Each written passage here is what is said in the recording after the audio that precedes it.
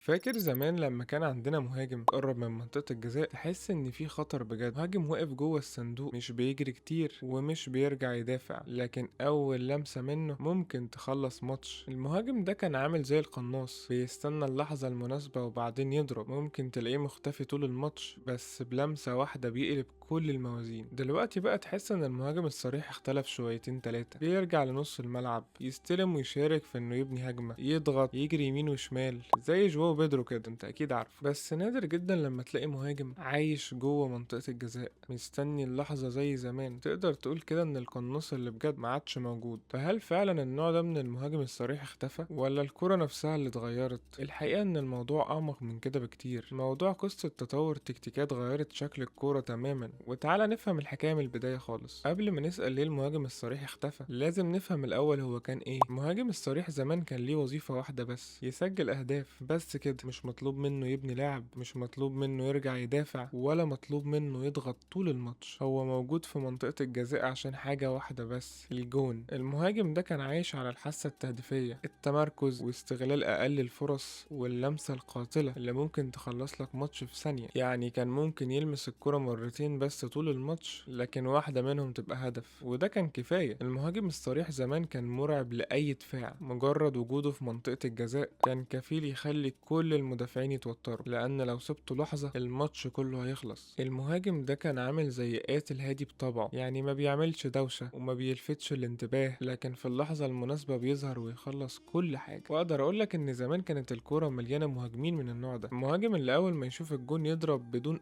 أي لحظة تردد، مهمته الوحيدة إنه يسجل بس. وكانت الفرق نفسها مبنية حوالين المهاجم ده، الفريق كله شغال عشان يوصل له الكورة بس. الجناح بيرفع، صانع الألعاب بيمرر، والوسط بيفتح له مساحات على قد ما يقدر، والمهاجم ده كان واقف مستني أي لحظة عشان يرزع الكرة في الجون. هي لو جيت بصيت زمان هتلاقي إن المعادلة كانت بسيطة جدا، لكن مع الوقت الكرة بدأت تتغير. في فترة من الفترات المدربين بدأوا يفكروا بشكل مختلف، وسؤالهم كان ليه نعتمد على لاعب واحد بس عشان يسجل، وليه الفريق كله يبقى مربوط على لاعب واحد بس. والفكرة دي هي اللي بدأت تغير أشكال الهجوم. مدربين وقتها بدأوا يدوروا على حلول جديدة، وبدأوا يسألوا ايه اللي هيحصل لو المهاجم الصريح شارك في صناعة اللعب، وايه اللي هيحصل لو اتحرك من منطقة الجزاء شوية، ولو الهجوم كله بقى جماعي ايه اللي ممكن نحققه. ومن هنا بدأ التحول. المهاجم ما بقاش واقف جوه الصندوق بس، بقى يتحرك، ينزل يستلم الكورة، يفتح مساحات، يسحب المدافعين. الفكرة كانت بسيطة بس تأثيرها كان كبير جدا. المهاجم يخرج من مكانه الدفاع بيتلخبط، لو طلع وراه المساحة بتفتح لحد تاني، ولو سابه المهاجم بيستلم براحته. وكده اقدر اقولك ان الهجوم بدأ يبقى متنوع اكتر. بعد كده ظهر مفهوم غير كل حاجة، المهاجم الوهمي. لاعب بيلعب كمهاجم بس في الحقيقة هو مش مهاجم تقليدي، ينزل لنص الملعب ويسحب المدافعين ويسيب المساحة للأجنحة تدخل وتسجل. الفكرة دي وقتها خلت الهجوم غير متوقع تماما، والمدافعين بقى عندهم مشكلة كبيرة. المهاجم مش واقف وسطهم بس برضه خطر. ونتيجة الفكرة دي كانت ايه؟ اي لاعب في الملعب ممكن يجيب جون، وده كان غير متعارف عليه بالمرة وقتها. الكرة الحديثة بقت أسرع بكتير، ضغط أعلى، الإيقاع أسرع، والمساحات أقل. زمان كان ممكن مهاجم يقف ربع ساعة مستني الكورة ومفيش أي حد ماسكه. دلوقتي المدافعين بقوا أقوى وأسرع ومنتظمين جدا، ولو المهاجم فضل واقف مكانه هيبقى سهل جدا يراقبوه. عشان كده المدربين بقوا محتاجين مهاجم يتحرك طول الوقت، يجري ويضغط ويفتح مساحات. ومفهوم المهاجم الصريح اللي واقف مستني الكورة بقى عبء في الكرة الحديثة. زمان المدرب كان بيعتمد على إحساسه، يشوف لاعب بيسجل أهداف يبقى ده لاعب كويس. دلوقتي كل حاجة بتتحسب، ضغط قد إيه، المسافات اللي بيجري فيها، المساهمات الدفاعية. ممكن مهاجم يسجل أجوان كتير لكن المدرب يشوف إن مساهمته في اللعب قليلة، وساعتها ممكن جدا يفضل لاعب تاني حتى لو بيسجل أقل، لأنه بيساعد الفريق في حاجات تانية كتير. يعني تقدر تقول إن الكرة الحديثة بقت جماعية أكتر، الفريق كله بيهاجم وبقى صعب جدا تعتمد على لاعب واحد بس. مدربين دلوقتي بيدوروا إن الفريق كله يعرف يسجل، لأن أنت ما تعرفش مين هيبقى ممسوك في الماتش، وده خلى دور المهاجم يتغير. وفي الحقيقة المهاجم الصريح ما اختفاش تماما يعني، بس بقى نادر جدا لما تلاقي مهاجم تمركزه مثالي ولمساته قاتلة في الماتش وبيعرف يسجل من نص فرصة. ولما تلاقي لاعب بالمواصفات دي بتحس انه كنز، لان النوع ده بقى نادر. ورغم كل التطور في الكورة الجمهور لسه بيحب النوع ده من المهاجم. ليه؟ لان تقدر تقول كده في سحر في لمساته في الكورة، يا دوب بيلمس الكورة مرة واحدة تلاقيها في الجون. وده عكس مهاجمين كتير في اليومين دول لازم يقعد نص ساعة عشان يعرف يجيب جون ويبني هجمة. في ناس كتيرة شايفة ان الكرة الحديثة بقت اذكى، وفي ناس شايفة ان هي فقدت جزء كبير من جمالها. زمان كان في لحظة انتظار، وهي ان المهاجم الصريح يلمس الكورة. دلوقتي الهجوم بقى كله جماعي، فانت مش مستني اي حد يلمس الكورة، كله بيجيب اجوان. في الاخر حابب اقولك ان المهاجم الصريح ما اختفاش، الكورة هي اللي اتغيرت. سرعة اللعب والنظام الجديد اجبر المهاجمين كلهم ان هم يلعبوا دايما بطريقة جماعية. لكن رغم كل التطور اللي حصل في الكورة، هيفضل دايما في حنين في قلوب الناس للمهاجم الصريح، المهاجم اللي بيلمس الكورة مرة ويسكت الملعب كله وبس كده.